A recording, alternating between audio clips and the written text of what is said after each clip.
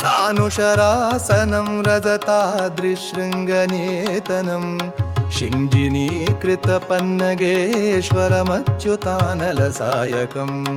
क्षिप्रदग्धपुरत्रयं त्रिदशालयैरभिवन्दितं चन्द्रशेखरमाश्रये मम किं करिष्यति वै यमः पञ्चपादपपुष्पगन्धिपदाम्बुजद्वयशोभितं भाललोचनजातपावकदग्धमन्मथ विग्रहं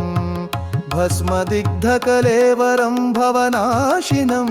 भवमव्यं चन्द्रशेखरमाश्रये मम किं करिष्यति वै यमः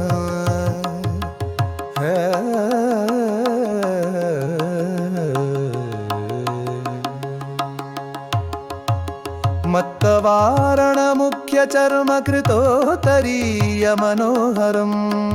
पङ्कजासनपद्मलोचनपूजिताङ्गग्रिसरोरुहं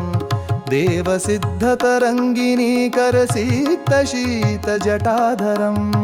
चन्द्रशेखरमाश्रये मम किं करिष्यति वै यमः कुण्डलीकृतकुण्डलीश्वरकुण्डलं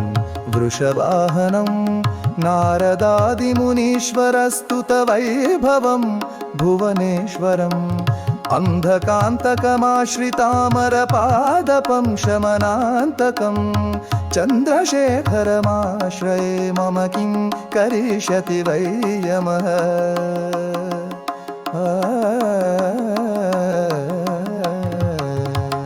यक्षराजसखं भगाक्षिहरं भुजङ्गविभूषणं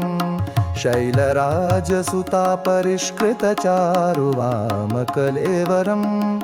कश्वेडनीलगलं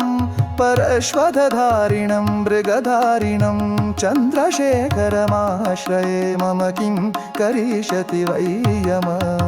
भेषजं भवरोगिणामखिलापदामपहारिणं दक्षयज्ञविनाशिनं त्रिगुणात्मकं त्रिविलोचनं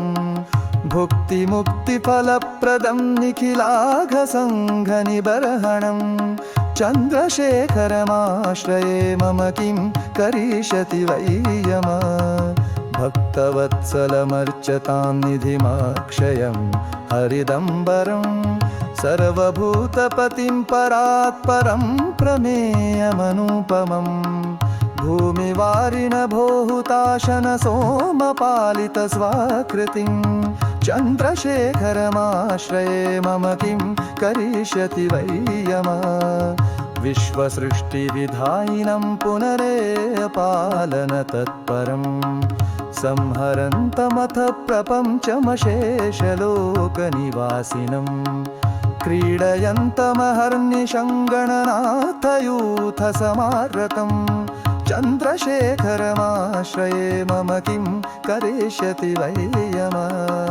रुद्रं पशुपतिं स्थाणुन्नीलकण्ठमुमापतिं नमामि शिरसा देवं किं नो मृत्यु करिष्यति कालकण्ठं कलामूर्तिं कालाग्निं कालनाशनं नमामि शिरसा देवं किं नो मृत्यु करिष्यति नीलकण्ठं विरूपाक्षं निर्मलं निरुपद्रं नमामि शिरसा देवं किं नो मृत्यु करिष्यति वामदेवं महादेवं लोकनाथं जगद्गुरुं नमामि शिरसा देवं किं द्वक्त्यु करिष्यति।